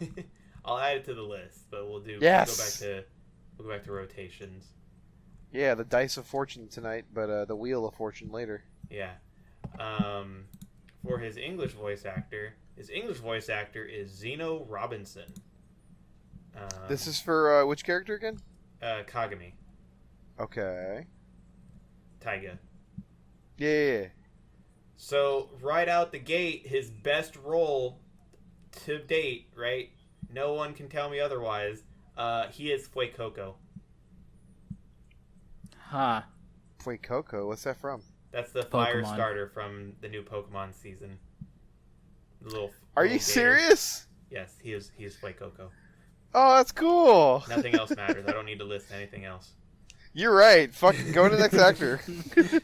Honestly, what a hero. I don't know if he's. I'm like I said, it goes from newest to oldest, so I don't know if he is DJ in other ones, but he's DJ from Street Fighter 6. Nice. Oh. He Fuck is DJ. How dare you? DJ's cool. He's a bitch to fight. So it says, Okay, fair. it says the 2023 TV show, but he voices Tai in Digimon. Ooh. Oh yeah, the Adventure 2020. It's gotten its English dub recently. Oh, okay. They recasted, I think, everyone with the exception of maybe a couple people. Okay. But yeah, almost the entire cast has been redone. Interesting. He was Fogato in Fire Emblem Engage. He was Go in Pokemon Arceus Chronicles. He voiced Gamma 2 in Dragon Ball Super Superhero. Oh shit. Huh. Man, that was a good movie. It was a good movie. I enjoyed it a lot. Apparently, a lot of people hate it. Are you serious? Yeah. Dragon Ball Fucking fans are hard to losers. please. But dude, that movie was like so ace. The movie was good, yes. Oh, But he's Gohan got he's another got- unearned power up. He's got some roles. He's Hawks in My Hero Academia. Huh. Oh, Hawks is a cool character. He's also Genya from Demon Slayer. The guy who uses the guns and eats demons. Genya's a bitch. Fuck you. I'm not a He fan is- of Genya. Dwayne, stop being mean. He is, he is Kiria from 86. I think that's the night for the little girl in I season didn't know that 2. got a dub. Yeah, I didn't know either. He is. Should have had this a little more prepared. I don't feel it. I don't like dragging this out, but oh, he's on Yankopan from Attack on Titan. One of the black dudes. Oh, yeah. I didn't watch a lot of Shingeki no Kyojin at all, so I don't know. Don't worry about it. He's like towards the end of the show. Oh, Yeah, okay. pretty much. You got to go through a lot to get to him. A lot of good stuff. Questionable. A lot of good stuff. He was Super Alloy Blackluster in One Punch Man. Super hell. I gotta watch One Punch Man. That shit just sounds goofy. He was Ogun Montgomery in Fire Force. Is it the firefighter one? Yes, Oh, okay. where they have fire powers. What the fuck did you just say to me? Yeah, they have fire powers and they're firefighters. Man, anime is so cool. Oh man, he voiced a lot of characters in Young Justice. He was Cyborg. He was John Henry Irons. He was Holocaust. I don't know who the fuck Holocaust is. I'm just listing characters he was in Young Justice. Is that a name for a person? That's Yep. a name? Yep. Jesus. What the fuck? He was the black kid in Ben 10 Ultimate Alien. Is one that what they have him credited No. as? It's Is Black Alan. Kid? His name is Alan Albright, but Okay. That's what they should have had him credited as. yeah, he's the one that got the Omnitrix for like a second and turned into Heat Blast. Oh, okay. And then in One Piece, he voices Charlotte Raisin. Man, fuck Raisin. I can't say anything about Raisin. I don't know who that is, but he looks like a bitch. One of Big Mom's kids. Well, I could tell that. It starts with Charlotte. Yeah, because Big Mom's real name is Charlotte Lin Lin. Wanna know how she got such a big party or a good pirate crew? Nope. She fucks. Literally, all of her commanding captains are fucking her kids. They're literally her kids. Oh God. She's got like 50 kids. What the fuck? Who all have a deranged sense of right and wrong, mind you. Well, I mean, when your mom is a Yonko who I get it. lives in literal wonderland that she creates. Ladies and gentlemen, And he hates this. Brian hates this right now. I really just don't like Big Mom. I really don't. You're not supposed to. Let me tell you about her hunger pangs. No. And if you don't give her a wedding cake right now, she's going to eat the entire island. Oh no! This is not an exaggeration. Oh no! And now her sad backstory is her possibly eating her orphan buddies before she got sold off as a slave. Oh no! Well, she also may or may not have ate her parents. Jesus, that's not cool at all. She's not cool. Her powers are cool, but she's not cool. She. But yeah, so those are the voice actors for the two main characters. Going into the opening and ending, the opening song is "Can Do" by Grand Rodeo, and I'm not gonna lie, this is it's not the strongest opening that we've heard, but it's pretty hype opening. Best opening is the third opening. Honestly, I haven't. I forgot to even think or talk about that. But yeah, fucking strong ass opening. Credits theme was also pretty good too. Mm-hmm.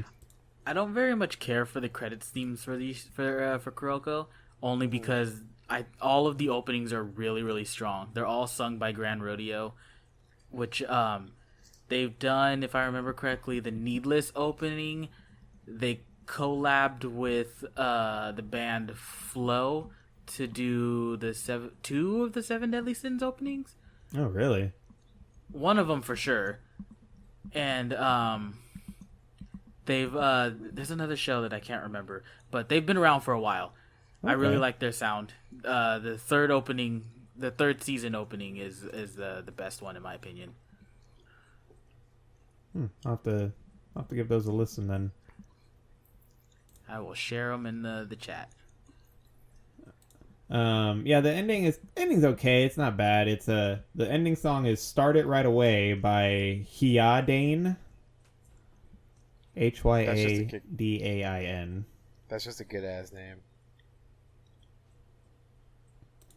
Yeah, the ending's not bad. It's just kind of bland. That's definitely a skippable ending. They're all wind down endings. So yeah, that's pretty much everything. One final little fun fact that I felt like this is one that I did remember, but I was already past the fun facts part of it, so I wanted to throw it in there. Kuroko's signature move where he palms the ever-loving fuck out of the ball and like launches it at like 1 billion miles an hour. He hasn't done that yet. You see it in the fucking openings. Yeah, but all openings have spoilers, so don't. Anyway, fun fact is in the so bad at this. in the manga he actually used his fist, and in real basketball that's an illegal move.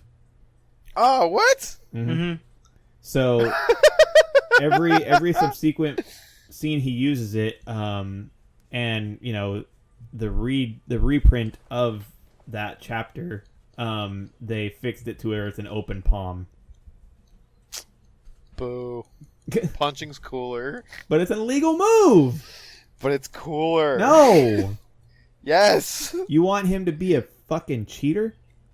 I want him to be cool. To be fair, the way that some of it's drawn, it's not supposed to come out that way, but they travel quite a bit too. Oh, really? Oh, absolutely. It's not supposed to come out that way, but there's a few moments when they're moving, and they'll do a couple of steps, and you're technically supposed to be able to take. I think It's 2 steps before you have to dribble again. No, it's 3. Three. You can only move 3 before you have to stop and pivot or start dribbling. But there's a weird contingency where I think if your left foot hits, it doesn't technically count, so it's more like 5. But even still, I mean, there's a couple of them that a bunch of real the way it gets basketball drawn. players fucking travel all the time and they don't get called on it. So, But the way that it gets drawn, it happens a little more than it probably should. But that's more of a continuity thing. Keep the flow of the action. But yeah, so that's all my information and fun facts about this anime. Did you get the name of his special move, Ryan? No, because like you said, they didn't list it yet. I was just pointing out a fun fact that was shown in the opening. Yeah, but it's already No, been no. You're gonna give me shit. I just like giving you a hard time. I know you do, motherfucker. So, what do you guys say? Can we all unanimously agree this is definitely one to watch? Yep. Oh yeah. I will sing the praises. I've sung the praises for this since I watched it week to week back in 2013. So. Damn, yeah, I'm 10 years late. Jesus. I will constantly be like, no, but it's good though. It's pretty fucking good. So yeah. Main character can jump from the free throw line and dunk, but it's good though. But it's good though. But it's good though. Tell me it's not. Good, you won't. You won't.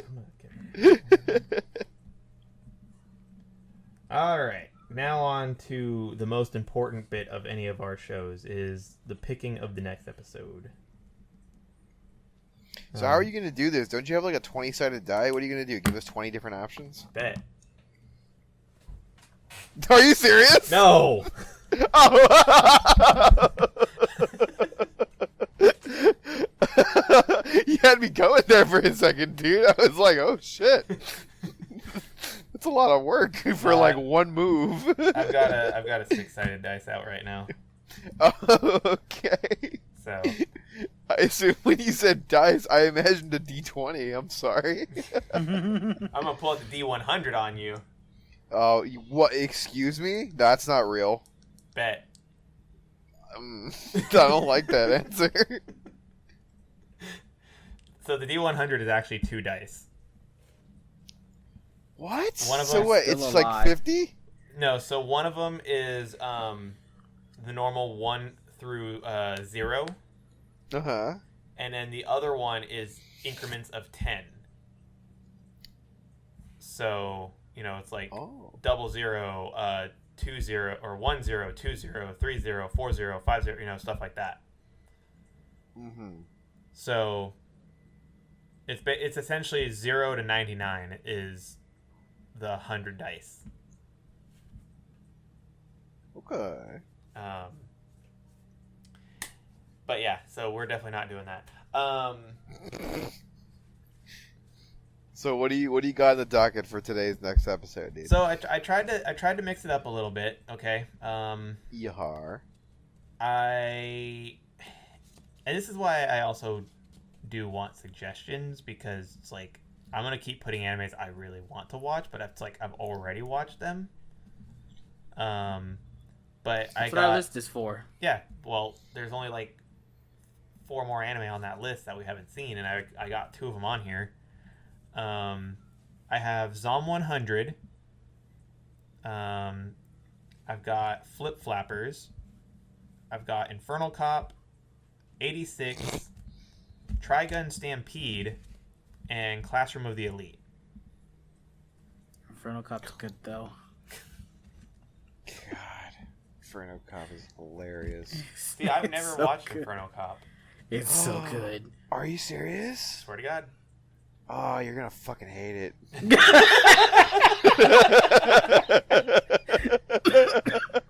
He's not wrong.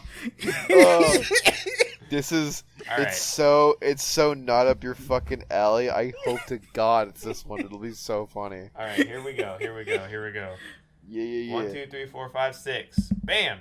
6. With 6. So that's Classroom of the Elite. Oh, okay, cool. Yay! That was my Damn. second. That was my second one I wanted to check out. Yeah. That one just sounds cool. I've actually never watched that one. Oh, really? Mm-hmm. Dwayne, what about you? Nope. I put Oh. on It the hasn't list. really been on my radar either. Yeah, I put it on the list because it's like I keep seeing clips of it, but it's like I haven't sat down to watch it. And I heard it's good.